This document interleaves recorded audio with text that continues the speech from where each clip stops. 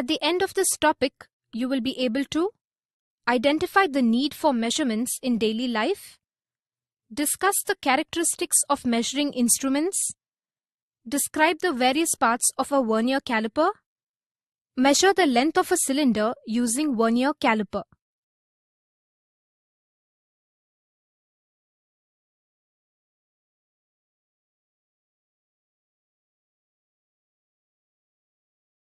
Can you name some standard devices that are used nowadays for measuring distances?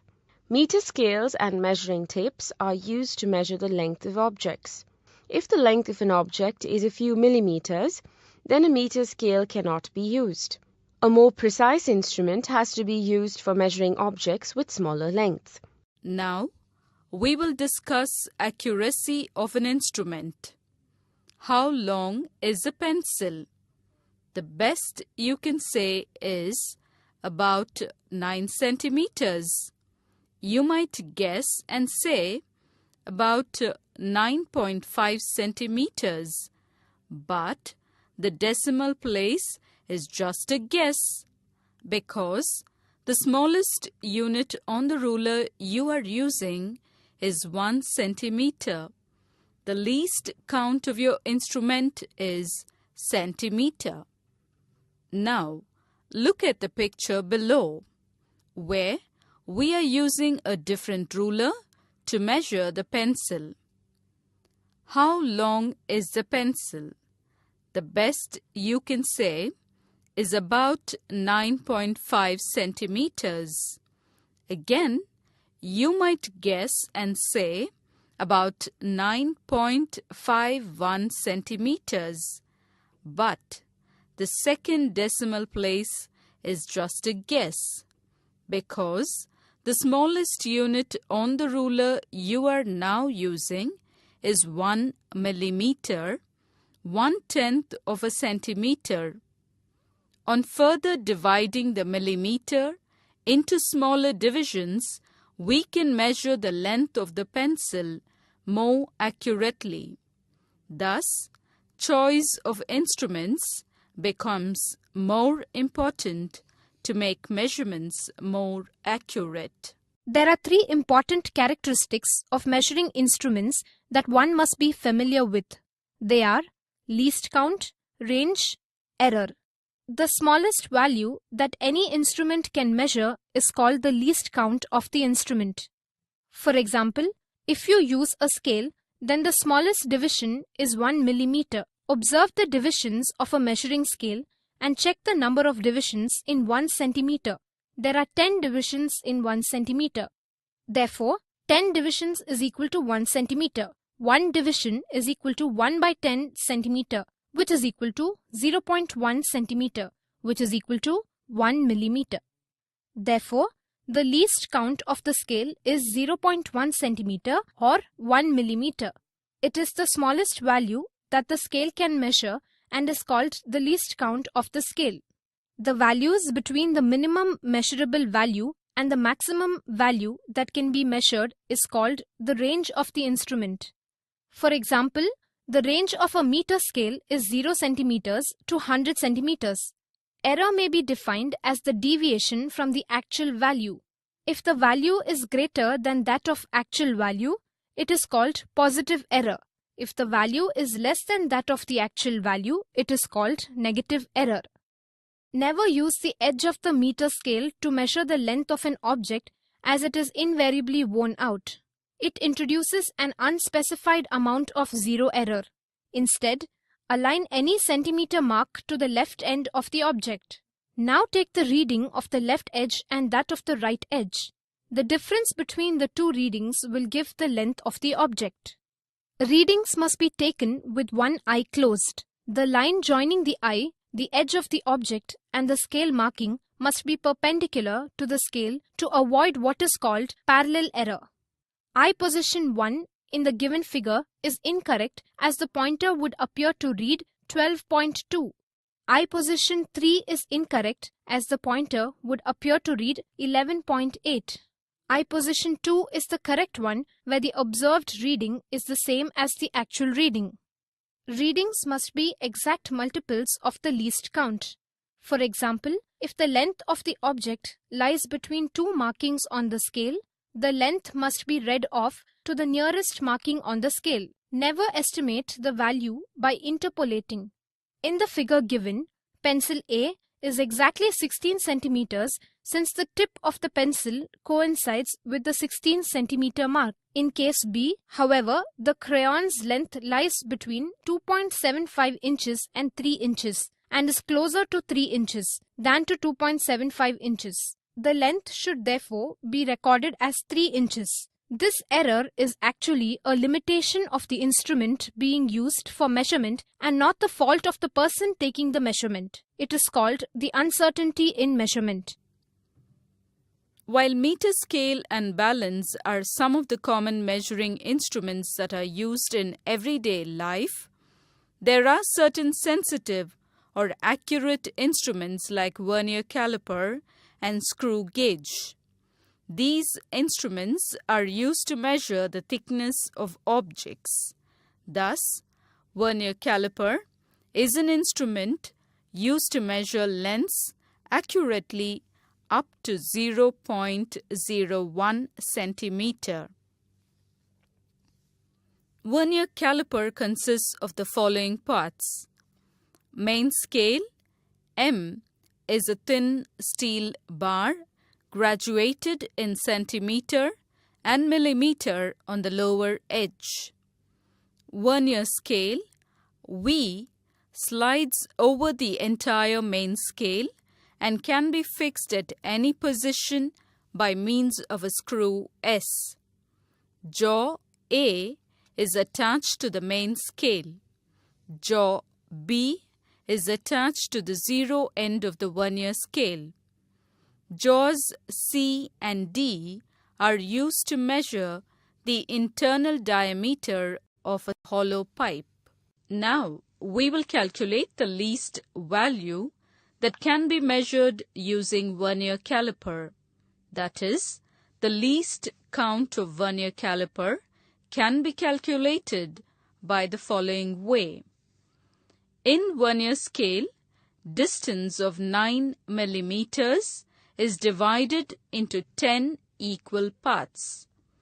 One main scale division in the vernier is equal to 1 millimeter. Each vernier division is equal to 9 by 10 millimeters. And the value of 1 VSD is equal to 9 by 10 MSD. But 1 MSD is equal to 1 millimeter. Therefore, 1 VSD is equal to 9 by 10 millimeters. Least count is equal to 1 MSD minus 1 VSD. 1 millimeter minus 9 by 10 millimeters is equal to 1 by 10 millimeter is equal to 0.1 millimeter or 0.01 centimeter. Using vernier, we can measure lengths accurately to 1 by 10th of a millimeter or 1/100th of a centimeter. Observe the picture shown here. Let us see the construction of the vernier caliper in detail. Vernier calipers are used in measuring the length, diameter and thickness of the given object. It has one main scale with two fixed jaws A and C at one end. Other two movable jaws B and D are fixed with the movable vernier scale. The vernier scale slides over the main scale with sliding strip R. The jaws C and D are used in measuring internal dimensions of a hollow object. The strip R is used to measure the depth of the object. Now we will discuss the error in the vernier caliper. When jaw B is made to touch the fixed jaw A, if the zero of the vernier coincides with the zero of the main scale, then there is no zero error. If they do not coincide, there will be error in the measurement called the zero error. There are two types of zero error, namely positive zero error and negative zero error. Let us see the comparison of the errors of the vernier calipers in detail. If the 0th division of the vernier scale is to the right of the 0th division of the main scale, then the error is said to be positive zero error. The correction has to be subtracted from the reading when taking the measurement. If the 0th division of the vernier scale is to the left of the 0th division of the main scale, then the error is said to be negative zero error. The correction has to be added to the reading when taking measurements. Look at the visual to know the corrections. Measurement of length of an object using vernier caliper. A vernier caliper is used for lengths to an accuracy of 10 to the power of -4 meters. The visual clearly gives you an idea of how to use vernier caliper for measuring the length of the rectangular block. Keep the rectangular box between the jaws of the vernier caliper. Hold it tightly between the jaws. Now, note down the main scale reading and vernier scale coincidence. Now, in this visual, you see the main scale reading is 4.9 and the vernier scale coincidence is 3. Since the least count of the vernier is 0.01 centimeter, multiply it with the vernier scale reading. The length of the rectangular block is equal to main scale reading MSR plus vernier scale reading VSR into least count LC. That is 4.9 plus 3 into 0.01 is equal to 4.93 centimeter. Thus, the width of the rectangular box is 4.93 centimeter. To avoid human errors, electronic calipers are used. Electronic calipers simplify the observation and they directly give the accurate measurements. We can avoid the calculation error as such in ordinary vernier caliper. In this topic, you have learnt a mechanical device which combines a main scale and a vernier scale is called a vernier caliper. The smallest length that can be measured accurately using an instrument is called the least count of that instrument. The actual length of the object using vernier caliper is equal to MSR plus VSC into LC.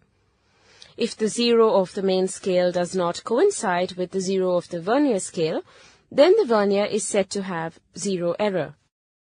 If the 0th division is on the right of the 0th division of the main scale, the error is said to be positive and the correction is negative. If the 0th division of the vernier scale is on the left of the 0th division of the main scale, the error is said to be negative and the correction is positive.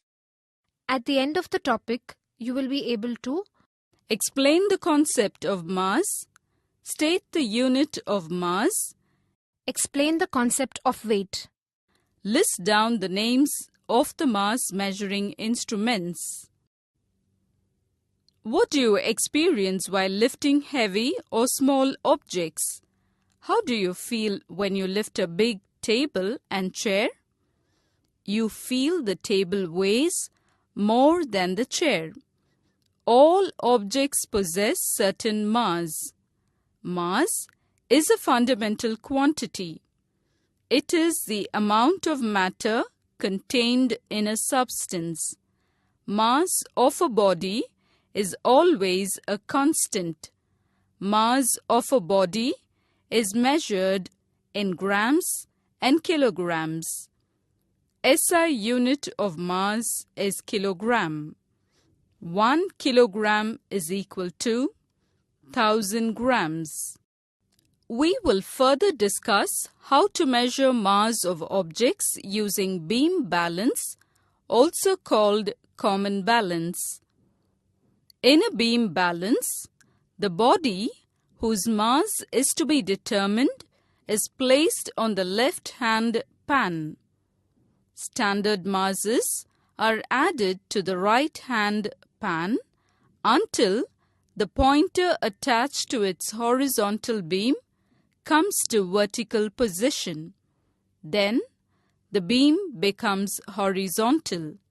Now the mass of the body is equal to mass in the right pan. For accurate measurement of mass in the laboratory, a very precise instrument is used. Sensitive physical balance measure mass up to milligram accurately, but it needs some manual observation and calculation to determine the mass of the object. Weight is the force experienced by the given mass of the object. The acceleration due to gravity acts vertically down towards the center of the earth. The gravitational pull of the earth on the mass of the object is called weight. When you hold a ball in your hand, you feel the weight of the ball. The weight of the ball acts downwards and your hand is supporting. When the ball is left to fall, it is acted upon by the gravitational force. If m is the mass of the ball, then the gravitational force acting on it is F is equal to m into g. In SI system, it is Newton. Spring balance. It measures weight by the distance a spring stretches under its load. Medical scale. It is used to measure the body weight of human beings. It has a spring which compresses in proportion to the weight. Digital balance. Nowadays, digital balance is used for accurate and quick measurement of weight. It works on strain gauge, length-sensitive electrical resistance scale principle. Weighbridge. It is used to measure the weight of very heavy objects such as lorries and trucks using the principle of strain gauge. Hydraulic scale. It is used to measure very heavy loads lifted by cranes, which makes use of hydraulic force to measure weight. In this topic you have learnt, mass is a fundamental quantity which is constant for a given body. Mass can be determined using a common balance and more accurately with physical balance. Weight is the measure of the gravitational force on a body. It varies from place to place. At the end of the topic, you will be able to describe how time is measured, define how Greenwich Meridian Time is set as the standard time, explain how IST is calculated from GMT. Time is an important factor in everyday life, in industries. In sports, even 0.01 second matters a lot, for that will decide the winner. When launching rockets, even microseconds make a lot of difference.